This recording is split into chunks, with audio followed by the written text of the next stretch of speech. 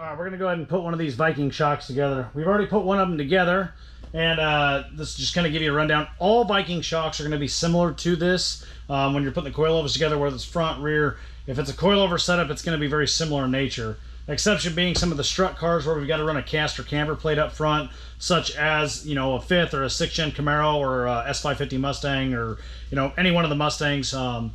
They'll have a camber plate up top, and, you know, we'll do a video about that a little bit later. But this is for your standard coilover package and a standard shock package, not with any of the struts. When you open the box, the Viking's gonna come like this.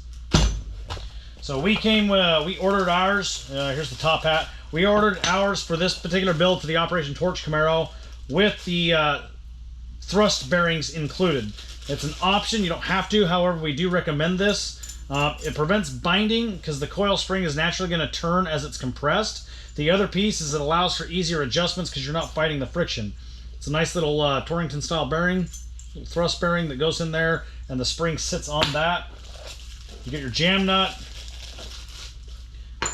And then you've got your assortment of parts here that are needed for the install. All right, so it comes with this particular setup on the Crusaders. We opted for the bearings for the shock mount. You can also get polyurethane bushings as well. It's got the two little bushings for the bolts. They slide right in there. Again, be careful. These they're machine fit. It's nice tight tolerances. Some of them, though, they'll fit a little bit looser. Not a huge deal. Once everything's tightened down, you're not going to have a problem with it. And then, of course, your snap rings for the shock body itself. And then you're also going to have your shock. All right, go ahead and take this, throw it over the way. All right, these are the double adjustables. We also, we could potentially on this platform run a triple adjustable as well. Triple giving you high and low speed rebound, as well as your compression. And then they also have quad adjustable shocks available. Will give you high and low speed compression, as well as high and low speed rebound dampening adjustments. For this particular build, we went with the double adjustables. So what we're going to do is we're going to go ahead and pull this out. Now, in order to maintain the warranty of these Vikings, you have got to make sure you anti-seize these. Now, what we like to do with ours is install the jam nut and the spring perch nut down first without anti-seize, and the reason being is because it allows us to get it seated all the way down. As you can, we'll see with these particular springs that we're running, we're going to need to use quite a bit of thread. Now, when we get it down to the bottom, we're going to leave a little bit of a gap there. We're going to take our anti-seize, and we're going to coat these bottom threads. All right, and then additionally, you've got to anti-seize the thrust bearing. Okay, so we'll coat the bearing. You don't need a ton. You don't need to look like the Tin Man when you finish this thing up. You just need enough to get on there, and it coats all of the bearing surfaces. Let me pop this open. There we go. And then, okay, we'll go ahead and let that sit down there, and we'll spin it a couple times to make sure that all of that anti-seize material coats the entire bearing surface of these thrust bearings. And then additionally, we'll run this all the way down. We're going to add some more anti-seize to the top of these threads right here. And again, this is to make sure that the thread surface stays coated. Okay. Now, we've got that finished. We're going to go ahead and pop out.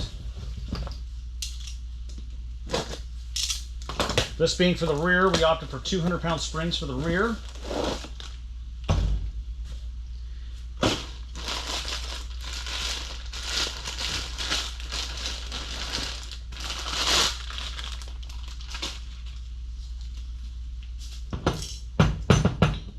Go ahead and slide over like so.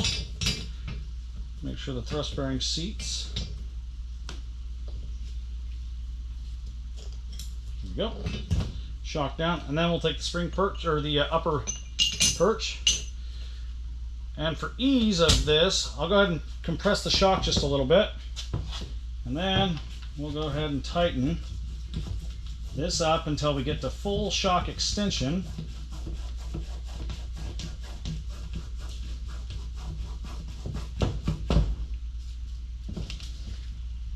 Okay. Now that we're at full socket extension, we'll go ahead and tighten the jam nut up just a little bit. And again, we're going to adjust these things on the car, so you don't need to worry about them being perfect just yet. The next thing, I like to put the snap ring in, one of these snap rings in first and let it seat, and then I'll put the bearing in and then the other side. So just throw it in like this. If I can get the snap ring to pliers to function. There we go.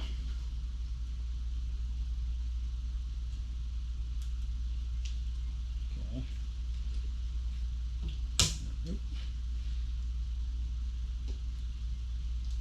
I guess I need to quit being butterfingers on this thing, right?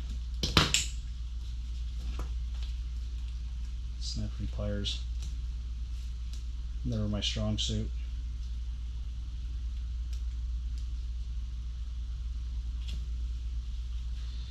Okay.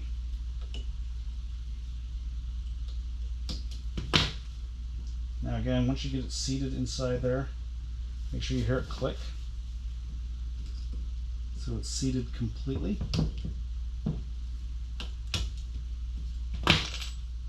Alright. Okay. Go ahead and put the bearing in.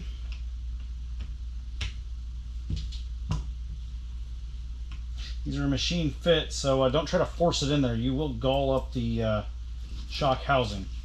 It'll fit, just don't gall it. A little bit of finesse. Okay.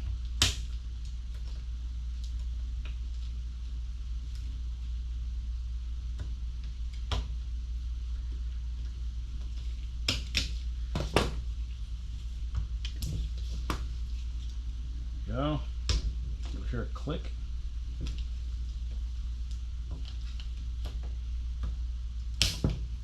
And seated. Go top side.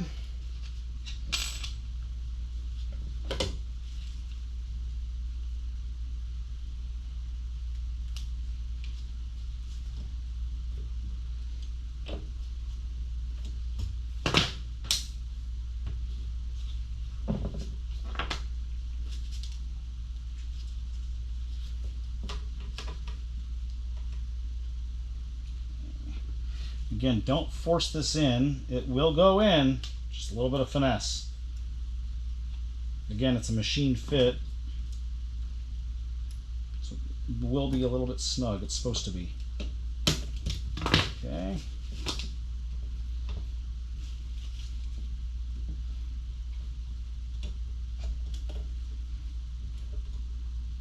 Nice and tight inside there. Make sure we've got it seated completely.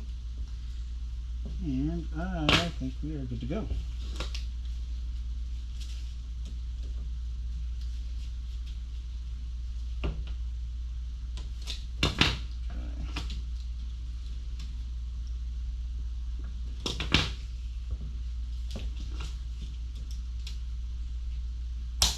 And boom, nice little click, you know it's in. All right, once we get that in, we're gonna take the upper mount. You need to install the upper mount before it goes in the car. The upper mount on this thing it replaces the original stud mount for the shock, and then places this bracket inside the spring seat of the original shock. There's not a lot of room up inside there, so you need to make sure you install this before you put the car together. Oh, looks like I got a little ahead of myself putting bolts away to get them out of the way. We're going to stick the bolt through, washer on the back side, 3/4 inch bolt and nut on this. UMI tells you this is the UMI coilover kit, 60 foot-pounds. We'll break out the torque wrench here in just a minute, but right now we're just going to put them down nice and snug. Make sure they're torqued properly before we throw them in the car. Okay? And at that point, your Viking's ready to install in the car. In a later video, we're going to go ahead and show you what you need to do to install the rest of this on the car. There's a few little spots on the OEM rear differential you're going to have to drill out to make these things fit to install this lower bracket. We'll go over that a little bit later when we get ready to install these on the car. Stay tuned for that. Again, thank you very much. We're gonna document this entire build. It's gonna be a lot of fun, and you're gonna see our take on the ultimate street car with a '98 Camaro. Thanks, guys. Take it easy.